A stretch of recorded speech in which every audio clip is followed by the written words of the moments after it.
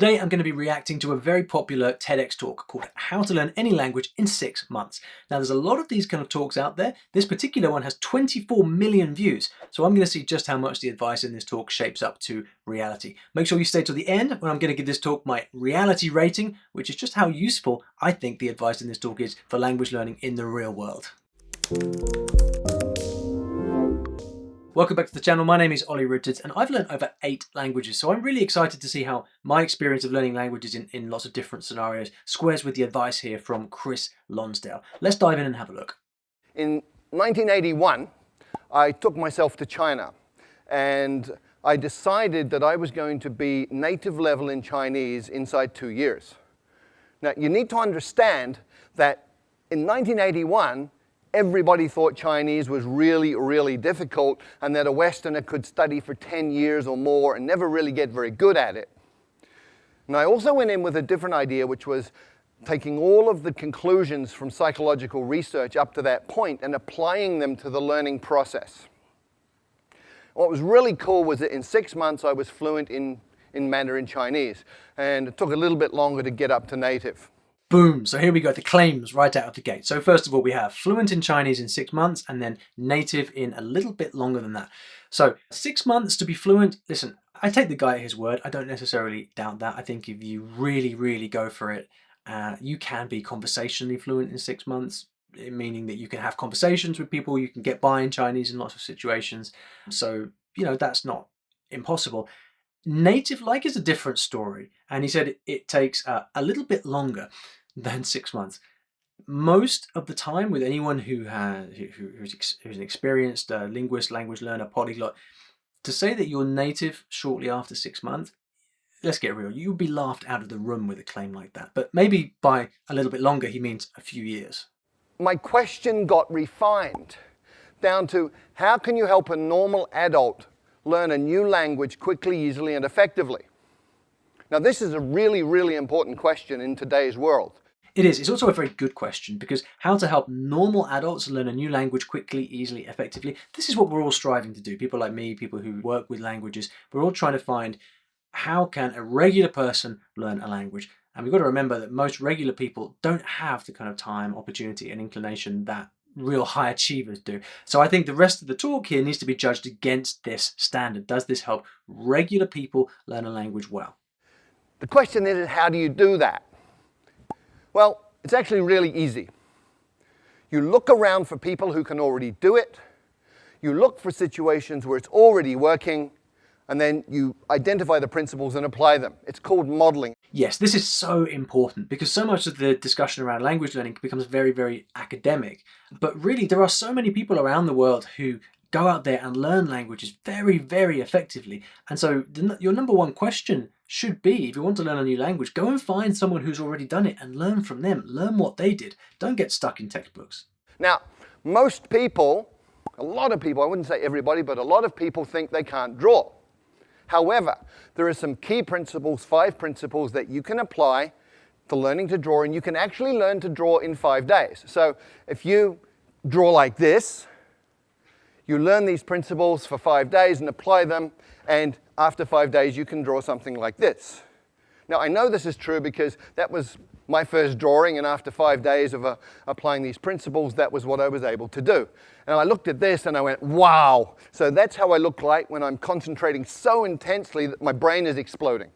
This analogy with drawing is really interesting, and I think the important part is that most people kind of set about learning a language very passively. They look for instruction from their teacher or guidance from their textbook or whatever. What I don't see people doing is really actively figuring out, okay, how do I improve? How do I compete against myself? How do I get better and better and learn this language learning thing by myself?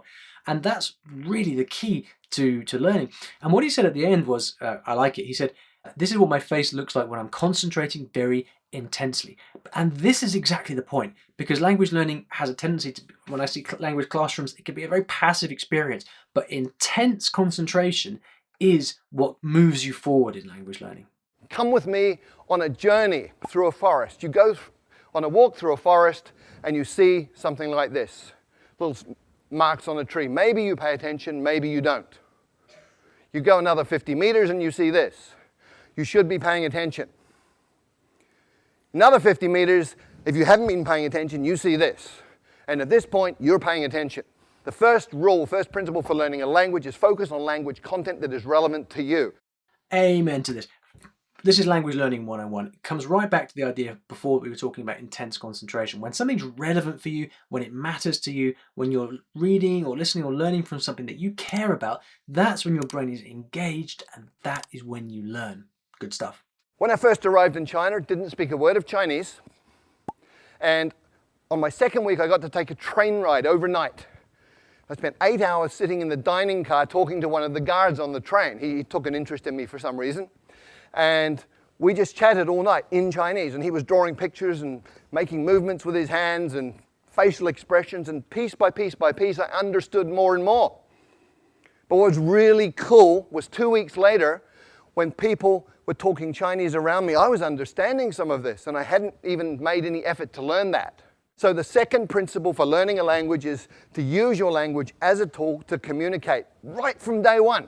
Okay, now we're into the contentious stuff, because this is where there is some debate. Now, here are 2 good reasons why this might be a great strategy for you. If you're the kind of person who really thrives on communication with people and talking to people, whether in lots of different scenarios, this is going to be good for you. It also has the very important effect of getting you over this hurdle of starting to communicate, because many people struggle with language learning because they just never really get to the point where they start speaking, because they just want to kind of learn a little bit more, and they'll start speaking when they're ready, which of course is a day that often never comes. So it can work for you in those scenarios. But here is a very good reason why this might not be good advice. Just because this works, just because you can learn some Chinese by sitting talking with the guy for 8 hours on the train, that doesn't mean it's necessarily the most effective strategy. And again, if you apply this to adults in general, because remember, we're looking here for the most effective way for a normal adult to learn a language. How many normal adults would enjoy sitting trying to talk to someone in Chinese without speaking a word of Chinese? How many people have access to that kind of person? How many people are really going to do this kind of thing?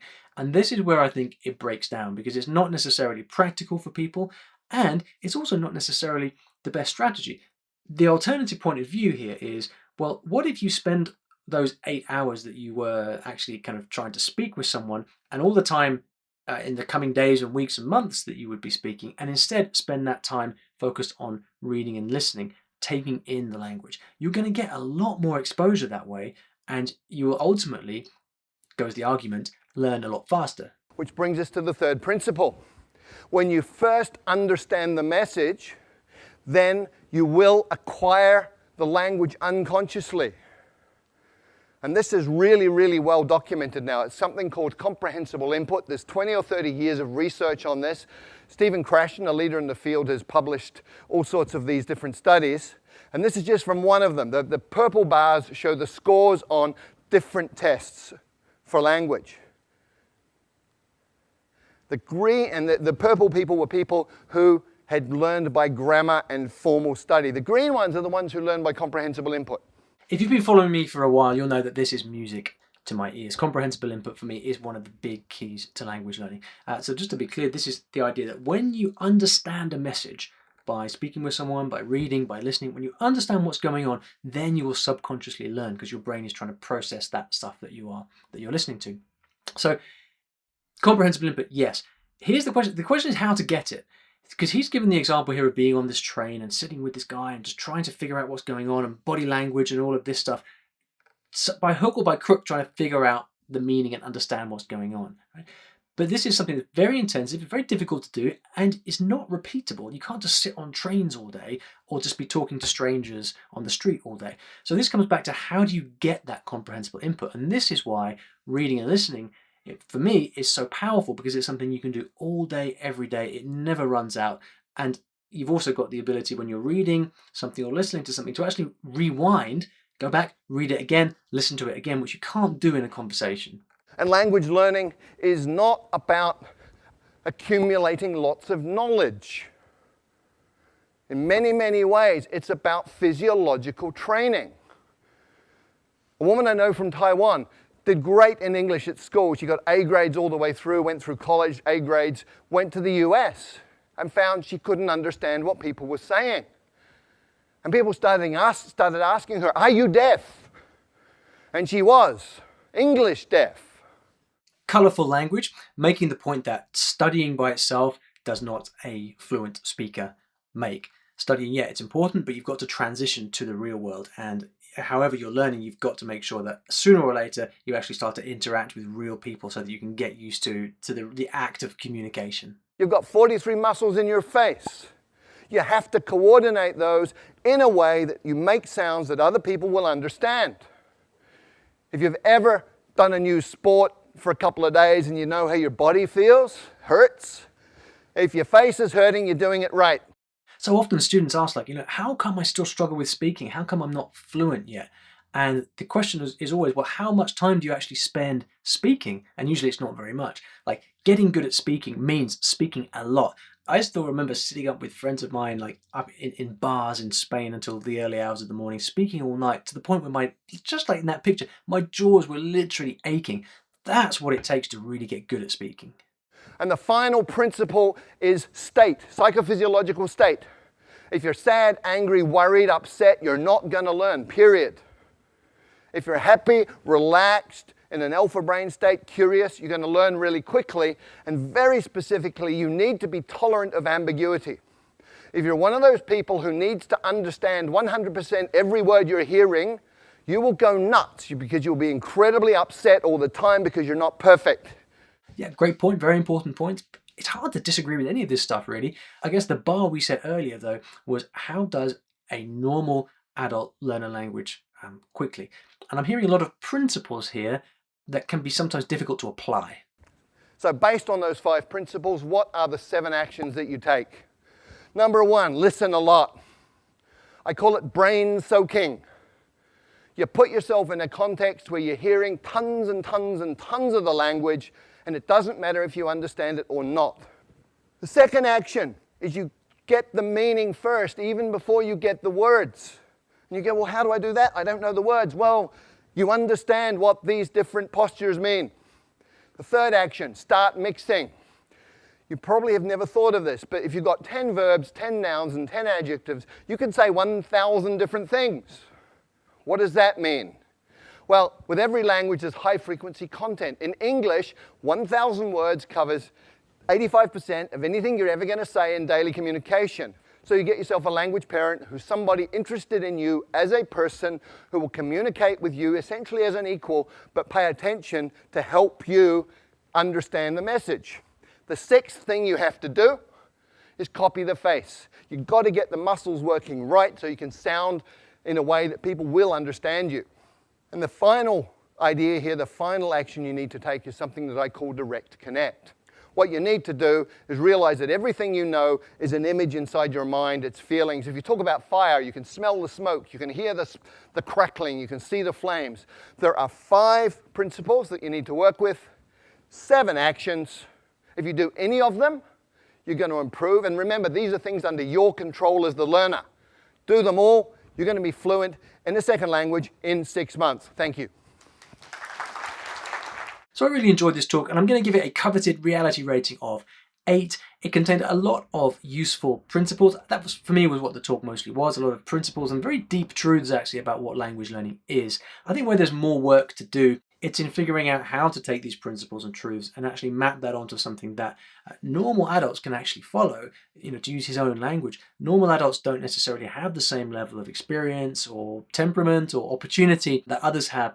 And so I think it's important to try to lay out specifics and a bit more of a guide and a framework as far as possible. And that's something that I really like to do. And a few years ago, I actually learned Italian, and I documented the process from beginning to end, from complete beginner through to conversationally fluent. And this playlist over here, you can actually see that. I document exactly what I did, what I used, how I learned, and you'll be able to see that entire journey documented in painstaking detail. So go ahead and check that out now if you'd like to learn more about how I go about learning languages.